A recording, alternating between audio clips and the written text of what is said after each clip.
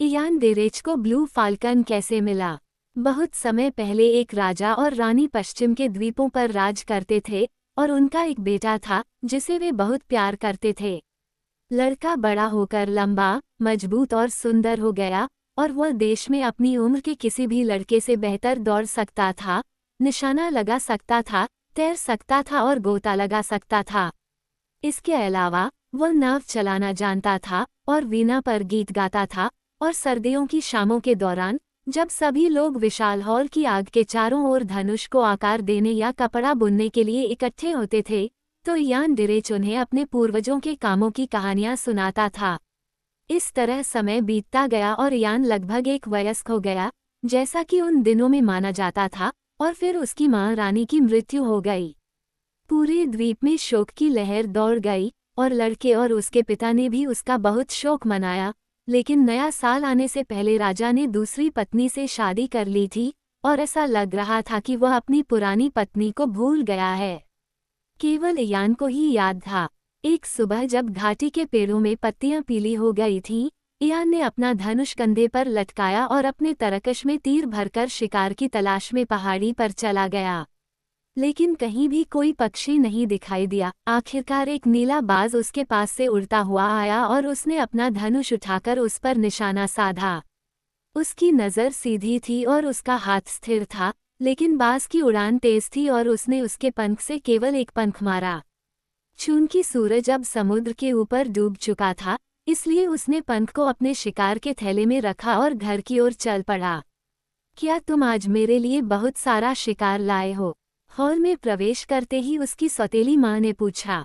इसके अलावा कुछ नहीं, उसने उत्तर दिया, उसे नीले बाज का पंख थमाते हुए, जिसे उसने नोक से पकड़ लिया और चुपचाप देखती रही।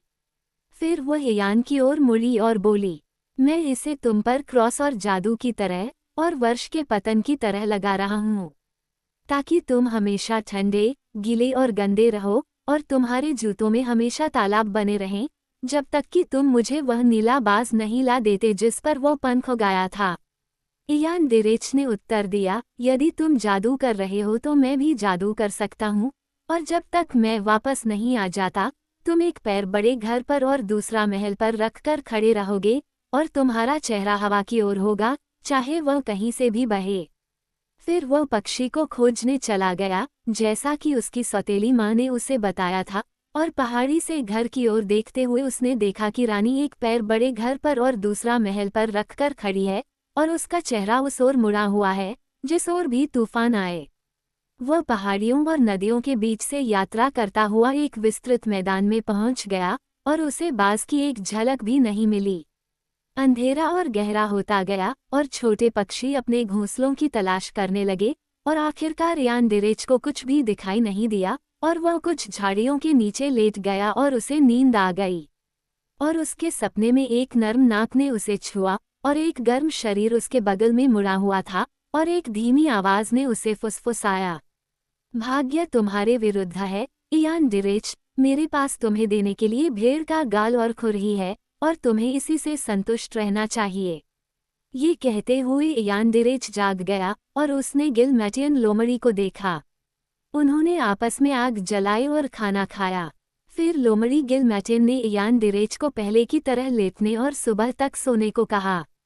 और सुबह जब वह जागा तो गिलमैटियन ने कहा, तुम जिस बाज की तलाश कर रहे हो, वह 5 सिर, 5 गर्दन और 5 कुबड़ वाले दैत्य के पास है।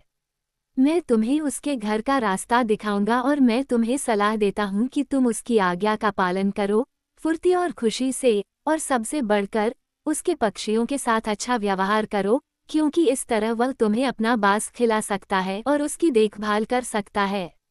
और जब ऐसा हो जाए, तब तक प्रतीक्षा करो जब तक दैत्य अपने घर से बाहर न निकल जाए, फिर बाज पर एक कपड़ा डालो और उसे अपने साथ ले जाओ। बस इतना ध्यान रखो कि उसका एक भी पंख घर के अंदर किसी चीज को न छुए, नहीं तो तुम पर विपत्ति आ जाएगी।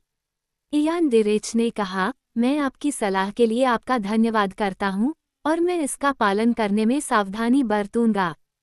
फिर वह विशालकाय व्यक्ति के घर की ओर जाने वाला रास्ता ले गया। कौन है वह? दानव चिल्लाया, जब किसी ने उसके घर के दरवाजे पर जोर से दस्तक दी। इयान दिरेच ने उत्तर दिया, वह जो नौकर के रूप में काम चाहता है। और तुम क्या कर सकते हो?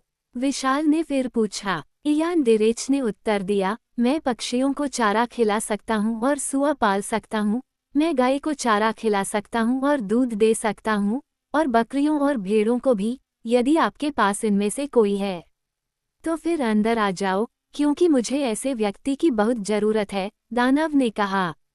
इसलिए इयान दिरेच ने प्रवेश किया और सभी पक्षियों और जानवरों की इतनी अच्छी तरह से और सावधानी से देखभाल की कि विशाल पहले से कहीं अधिक संतुष्ट हो गया, और आखिरकार उसने सोचा कि उसे बाज को खिलाने के लिए भी भरोसा किया जा सकता है। और इयान का दिल खुश था, और उसने नीले बाज की देखभाल तब तक की जब तक उसके पिता आकाश की तरह चमक नहीं गए, और विशाल बहुत खुश था। और एक दिन उसने उससे कहा, बहुत दिनों से पहाड़ के उस पार रहने वाले मेरे भाई मुझसे मिलने के लिए विनती कर रहे हैं, लेकिन मैं अपने बाज के डर से कभी नहीं जा सका। अब मैं सोचता हूँ कि मैं उसे एक दिन के लिए तुम्हारे पास छोड़ सकता हूँ, और रात होने से पहले मैं वापस आ जाऊंगा। अगली सुबह जब विशाल बाज की नज़रों से ओझल हुआ ही था कि इयान दिरेच ने बाज को पकड़ लिया और उसके सिर पर कपड़ा डालकर उसे तेजी से दरवाजे की ओर ले गया। लेकिन सूरज की किरणें कपड़े की मोटाई को चीरती हुई अंदर आ रही थीं, और जैसे ही वे दरवाजे के पास से गुजरी, वो उछल पड़ी और उसके एक पंख की नोक खंभे से टकराई, जिससे एक चीख निकली और विशाल 3 कदमों में पीछे हट गया। इयान दिरेच ने उसे देखकर कांप उठा, लेकिन विशाल ने सिर्फ इतना कहा, यदि आप मेरा बाज चाहते हैं तो आपको सबसे पहले मुझे प्रकाश की श्वेत तलवार लानी होगी जो ध्युरद की बड़ी महिलाओं के घर में है। और वे कहाँ रहते हैं? इयान ने पूछा। लेकिन विशाल ने उत्तर दिया, ये तो तुम्हें ही पता लगाना है। और इयान ने और कुछ कहने की हिम्मत नहीं की और जल्दी से जंगल की ओर चल पड़ा। वहाँ, जैसा कि उसने उम्मीद की थी, उसे उसका दोस्त गिलेमैटिन लोमड़ी मिला, जिसने उसे रात का खाना खाने और सोने के लिए लेटने को कहा। और जब वह अगली सुबह उठा तो लोमड़ी ने उससे कहा, चलो समुद्र के किनारे चलते हैं। और वे समुद्र के किनारे चले गए। और जब वे किनारे पर पहुंचे और उन्होंने अपने सामने फैला हुआ समुद्र और उसके बीच में ध्युरद द्वीप देखा, तो इयान की आत्मा डूब गई, और वह गिलेमैटिन की ओर मुड़ा और पूछा कि वह उसे वहां क्यों लाया है, क्योंकि जब विशाल ने उसे भेजा था तो वह अच्छी तरह से जानता था कि बिना नाव के वह कभी भी बड़ी महिलाओं को नहीं ढूंढ सकता। निराश मत हो, लोमड़ी ने उत्तर दिया, ये बिल्कुल आसान है। मैं नाव में बदल जाऊंगा और तुम मुझ पर सवार हो जाओ, और मैं तुम्हें समुद्र पार ध्युरद की 7 बड़ी महिलाओं के पास ले जाऊंगा। उनसे कहो कि तुम चांदी और सोने को चमकाने में कुशल हो, और अंत में वे तुम्हें नौकर के रूप में ले जाएंगी, और यदि तुम उन्हें खुश करने के लिए सावधान रहे तो वे तुम्हें चमकीली और चमकदार बनाने के लिए प्रकाश की सफ़ेद तलवार देंगी। लेकिन जब तुम इसे चुराना चाहो तो ध्यान रखना कि इसकी म्यान घर के अंदर किसी चीज को न छुए, नहीं तो तुम्हारे साथ बुरा होगा। इसलिए इयान दिरेच ने लोमड़ी के कहे अनुसार ही सब कुछ किया, और ध्युरद की 7 बड़ी महिलाओं ने उसे अपना नौकर मान लिया, और 6 सप्ताह तक उसने इतनी मेहनत की कि उसकी 7 मालकिनों ने एक दूसरे से कहा, किसी भी नौकर में इतनी कुशलता नहीं थी कि वह सब कुछ इस तरह चमका सके। चलो उसे बाकी लोगों की तरह चमकाने के लिए प्रकाश की सफ़ेद तलवार देते हैं। फिर उन्होंने लोहे की कोठरी से प्रकाश की सफ़ेद तलवार निकाली जहां वह लटकी हुई थी, और उसे तब तक रगड़ने को कहा जब तक कि वह चमकती हुई तलवार में अपना चेहरा न देख सके, और उसने वैसा ही किया। लेकिन एक दिन जब 7 बड़ी महिलाएं रास्ते से हट गईं, तो उसे लगा कि तलवार ले जाने का समय आ गया है, और उसने उसे म्यान में वापस रख लिया और उसे अपने कंधे पर उठा लिया। लेकिन जैसे ही वह दरवाजे से गुजर रहा था, म्यान की नोक उससे टकरा गई और दरवाज़ा जोर से चीख उठा। और बड़ी महिलाओं ने ये सुना और दौड़कर वापस आई और उससे तलवार ले ली और कहा, यदि तुम्हें हमारी तलवार चाहिए तो तुम्हें पहले एरिन के राजा का भूरा घोड़ा हमारे लिए लाना होगा। दीन और लज्जित होकर इयान दिरेच घर से बाहर निकला और समुद्र के किनारे बैठ गया, और जल्द ही गिलेमैटिन लोमड़ी उसके पास आई। मैं साफ साफ देख रहा हूँ कि तुमने मेरी बातों पर ध्यान नहीं दिया, इयान दिरेच, लोमड़ी बोली। लेकिन पहले खा लो और एक बार फिर मैं तुम्हारी मदद करूँगा। इन शब्दों पर यानदिरेच का दिल फिर से लौट आया और उसने लकड़ियां इकट्ठी करके आग जलाई और गिलेमेटिन लोमड़ी के साथ खाना खाया और रेत पर सो गया। अगली सुबह भोर में गिलेमेटिन ने यानदिरेच से कहा, मैं खुद को एक जहाज में बदल लूंगा और तुम्हें समुद्र पार एरिन तक ले जाऊंगा, उस देश में जहां राजा रहता है, और तुम खुद को उसके अस्तबल में सेवा करने और उसके घोड़ों की देखभाल करने के लिए पेश करोगे, जब तक कि वह इतना संतुष्ट न हो जाए कि वह तुम्हें धोने और ब्रश करने के लिए एक भूरे रंग का बछेड़ा दे दे। लेकिन जब तुम उसे लेकर भागो तो ध्यान रखना कि महल के द्वार के भीतर उसके खुरों के तलवों के अलावा कुछ भी न छुए, नहीं तो तुम बीमार हो जाओगे। यानदिरेच को इस तरह सलाह देने के बाद लोमड़ी ने खुद को एक जहाज में बदल लिया और एरिन के लिए रवाना हो गई। और उस देश के राजा ने अपने घोड़ों की देखभाल यानदिरेच के हाथों में सौंप दी, और इससे पहले कभी भी उनकी खाल इतनी चमकदार नहीं थी या उनकी चाल इतनी तेज नहीं थी। और राजा बहुत खुश हुआ, और 1 महीने के अंत में उसने यान को बुलाया और उससे कहा, तुमने मुझे ईमानदारी से सेवा दी है, और अब मैं तुम्हें अपने राज्य की सबसे कीमती चीज सौंपता हूँ। और जब उसने ये कहा तो वह यानदिरेच को अस्तबल में ले गया जहाँ भूरे रंग का बछेड़ा खड़ा था, और यान ने उसे सहलाया और खिलाया और उसके साथ पूरे देश में सरपट दौड़ा, जब तक कि वह एक हवा को पीछे छोड़कर दूसरी को पकड़ नहीं सका जो आगे थी। एक सुबह जब राजा यान को अपने अस्तबल में भूरे रंग के बछेड़े की देखभाल करते देख रहा था, तो उसने कहा, मैं शिकार करने जा रहा हूँ। हिरन पहाड़ी से नीचे आ गए हैं और अब समय आ गया है कि मैं उनका पीछा करूं। फिर वह चला गया, और जब वह नजर नहीं आया तो यानदिरेच ने भूरे रंग के बछेड़े को अस्तबल से बाहर निकाला और उसकी पीठ पर चढ़ गया। लेकिन जैसे ही वे गेट से गुजरे, जो महल और बाहरी दुनिया के बीच था, बछेड़े ने अपनी पूंछ को खंभे से टकराया, जो जोर से चीखा। एक पल में राजा दौड़ता हुआ आया और उसने बछेड़े की लगाम पकड़ ली। यदि आप मेरी भूरी घोड़ी चाहते हैं तो आपको पहले मेरे लिए फ्रांक्स के राजा की बेटी को लाना होगा। यानदिरेच धीमे कदमों से किनारे की ओर चला गया जहां गिलेमेटिन लोमड़ी उसका इंतजार कर रही थी। मैं स्पष्ट रूप से देख रहा हूं कि तुमने वैसा नहीं किया जैसा मैंने तुम्हें करने को कहा था, और न ही तुम ऐसा कभी करोगे, लोमड़ी गिलेमेटिन बोली, लेकिन मैं एक बार फिर तुम्हारी मदद करूंगी।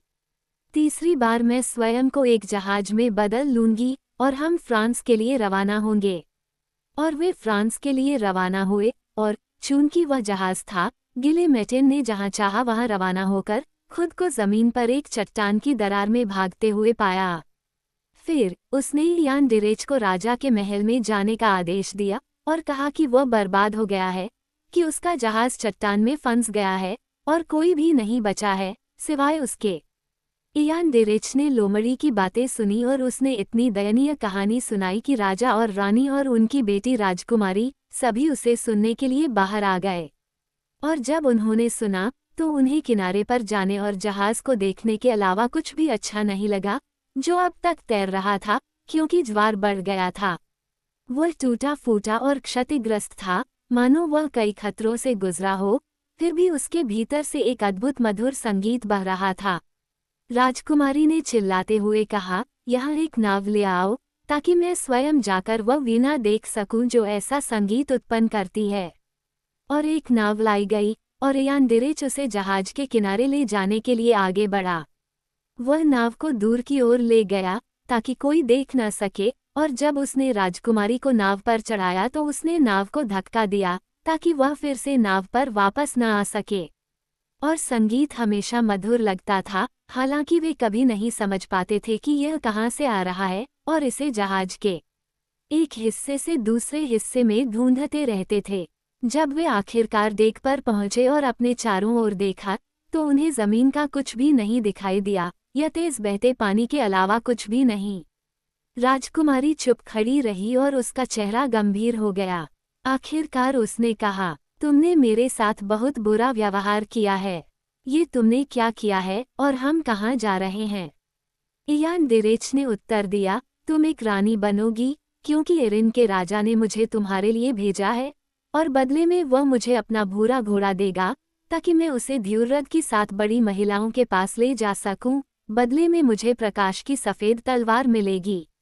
मुझे इसे 5 सिर, 5 गर्दन और 5 कुबड़ वाले दैत्य के पास ले जाना होगा, और इसके बदले में वो मुझे नीला बाज देगा, जिसे देने का मैंने अपनी सौतेली माँ से वादा किया है, ताकि वह मुझे उस जादू से मुक्त कर सके जो उसने मुझ पर डाला है। राजकुमारी ने उत्तर दिया, मैं आपकी पत्नी बनना चाहूंगी। धीरे धीरे जहाज एरिन के तट पर एक बंदरगाह पर पहुंचा और वहां लंगर डाला। और लोमड़ी गिलमैटिन ने यानदिरेच को राजकुमारी से कहने को कहा कि उसे चट्टानों के बीच एक गुफा में कुछ देर और रुकना चाहिए, क्योंकि उन्हें जमीन पर काम था और थोड़ी देर बाद वे उसके पास लौट आएंगे।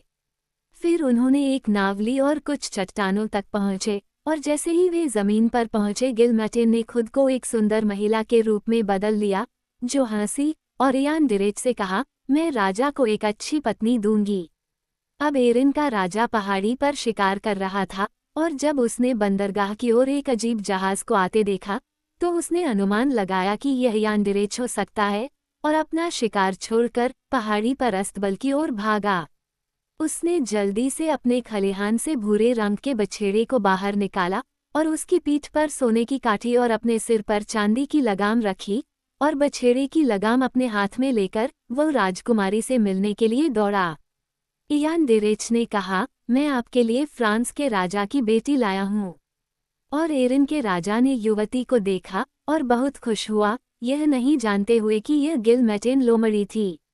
और उसने झुककर उससे विनती की कि वो उसे महल में प्रवेश करने का सम्मान दे, और जब वह अंदर गया तो गिलमैटिन ने यानदिरेच की ओर देखा और हंसा। विशाल हॉल में राजा कुछ रुके और एक कोने में रखे लोहे के संदूक की ओर इशारा किया।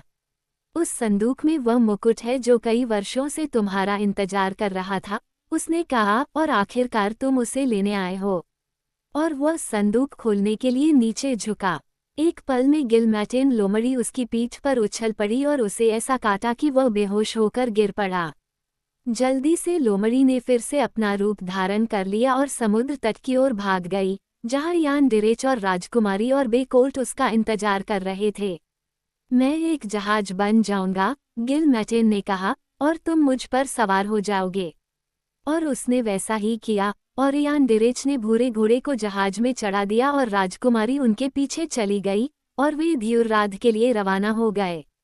हवा उनके पीछे थी, और बहुत जल्द ही उन्होंने ध्युरराध की चट्टानें सामने देखीं।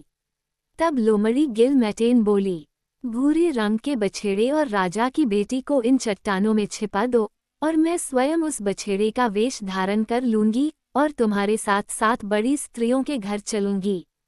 जब उन्होंने देखा कि यानदिरेच उनके दरवाजे तक भूरे रंग के बछेड़े को ले जा रहा है, तो बड़ी महिलाओं के दिलों में खुशी की लहर दौड़ गई।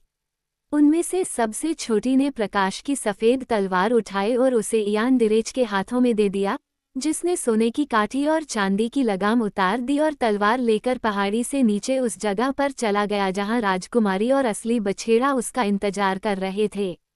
अब हम उस सवारी को प्राप्त करेंगे जिसका हमें लंबे समय से इंतजार था। 7 बड़ी औरतें चिल्लाईं और उन्होंने बछेड़े को काठी और लगाम पहनाई, और सबसे बड़ी बहन काठी पर बैठ गई। फिर दूसरी बहन पहली की पीठ पर बैठ गई, और तीसरी दूसरी की पीठ पर, और इसी तरह 7 बहनें बैठ गईं। और जब वे सब बैठ गईं, तो सबसे बड़ी बहन ने कोड़े से उसकी कमर पर वार किया और बछेड़ा आगे की ओर उछल पड़ा। वह दलदली भूमि पर और पहाड़ों के चक्कर लगाता हुआ उड़ता रहा, और फिर भी बड़ी औरतें उससे चिपकी रहीं और खुशी से खर्राटे लेने लगीं। अंत में वह हवा में ऊंची छलांग लगाई और ऊंची पहाड़ी मोनाद के ऊपर उतरी जहां चट्टान है। और उसने अपने अगले पैरों को चट्टान पर टिका दिया और अपने पिछले पैरों को ऊपर उठा लिया, और 7 बड़ी औरतें चट्टान पर गिर गईं और नीचे पहुंचने पर मर गईं। और बछेड़ा हंसा और फिर से लोमड़ी बन गया और समुद्र तट की ओर सरपट भाग गया, जहां यानदिरेच और राजकुमारी और असली बछेड़ा और प्रकाश की सफ़ेद तलवार उसका इंतजार कर रहे थे। मैं खुद को एक जहाज बना लूंगा, लोमड़ी गिलमैटिन ने कहा, और तुम्हें और राजकुमारी को और भूरे घोड़े और प्रकाश की सफ़ेद तलवार को वापस जमीन पर ले जाऊंगा। और जब किनारे पर पहुंचा, लोमड़ी गिलमैटिन ने अपना रूप धारण कर लिया और यानदिरेच से इस तरह बोला, राजकुमारी और सफ़ेद तलवार की रोशनी और भूरे रंग के बछेड़े को चट्टानों के बीच रहने दो, और मैं खुद को सफ़ेद तलवार की रोशनी की तरह बदल लूँगा, और तुम मुझे दानव के पास ले जाओगे, और इसके बदले वो तुम्हें नीलाबाज देगा। और यानदिरेच ने लोमड़ी के कहे अनुसार किया और दानव के महल की ओर चल पड़ा। दूर से दानव ने सफ़ेद तलवार की रोशनी की लपटें देखीं, और उसका दिल खुश हो गया, और उसने नीलाबाज लिया और उसे एक टोकरी में रखा और यानदिरेच को दे दिया, जिसने उसे तेजी से उस जगह पर ले गया जहां राजकुमारी और भूरे रंग का बछेड़ा और असली तलवार की रोशनी उसका इंतजार कर रही थी। वह दानव कई वर्षों से जिस तलवार को पाने के लिए लालायित था, उसे पाकर वह इतना खुश था कि उसने उसे हवा में घुमाना शुरू कर दिया और उससे काटना शुरू कर दिया। थोड़ी देर तक गिलमैटिन ने दानव को इस तरह से खेलने दिया, फिर वह दानव के हाथ में घूम गया और 5 गर्दनों को काट दिया, जिससे 5 सिर जमीन पर लुढ़क गए। बाद में वह यानदिरेच के पास वापस गया और उससे कहा, बछेड़े पर सोने की काठी लगाओ और उसे चांदी की लगाम से बांधो, और बांस के साथ टोकरी को अपने कंधों पर लटकाओ, और प्रकाश की सफ़ेद तलवार को उसकी पीठ को अपनी नाक के सामने रखो। फिर बछेड़े पर सवार हो जाओ और राजकुमारी को अपने पीछे सवार होने दो, और इस तरह अपने पिता के महल की ओर जाओ। लेकिन ध्यान रखो कि तलवार की पीठ हमेशा तुम्हारी नाक के सामने रहे, नहीं तो जब तुम्हारी सौतेली माँ तुम्हें देखेगी तो वह तुम्हें एक सूखे लकड़बग्घे में बदल देगी। लेकिन अगर तुम मेरी आज्ञा का पालन करोगे तो वह खुद लकड़ियों का एक गट्ठा बन जाएगी। यानदिरेच ने गिलमैटिन की बातों पर ध्यान दिया और उसकी सौतेली माँ उसके सामने लकड़ियों के एक बंडल की तरह गिर गई, और उसने उसे आग लगा दी और हमेशा के लिए उसके जादू से मुक्त हो गया। उसके बाद उसने राजकुमारी से शादी की, जो पश्चिम के सभी द्वीपों में सबसे अच्छी पत्नी थी। अब से वह किसी भी तरह की हानि से सुरक्षित था, क्योंकि उसके पास वह भूरा बछेड़ा नहीं था जो एक हवा को पीछे छोड़कर दूसरी हवा को पकड़ सकता था, और नीलाबाज जो उसे खाने के लिए शिकार लाता था, और प्रकाश की सफ़ेद तलवार जो उसके दुश्मनों को भेदती थी। और यानदिरेच जानता था कि यह सब उसे गिलमैटिन लोमड़ी की वजह से करना था, और उसने उसके साथ एक समझौता किया कि जब भी उसे भूख लगे वह उसके झुंड में से कोई भी जानवर चुन सकता है, और अब से उस पर या उसकी जाति के किसी भी व्यक्ति पर कोई तीर नहीं चलाया जाएगा। लेकिन लोमड़ी गिलमैटिन ने यानदिरेच को दी गई मदद के लिए कोई इनाम नहीं लिया, केवल उसकी दोस्ती। इस तरह यानदिरेच के साथ सब कुछ ठीक रहा जब तक कि वो मर नहीं गया।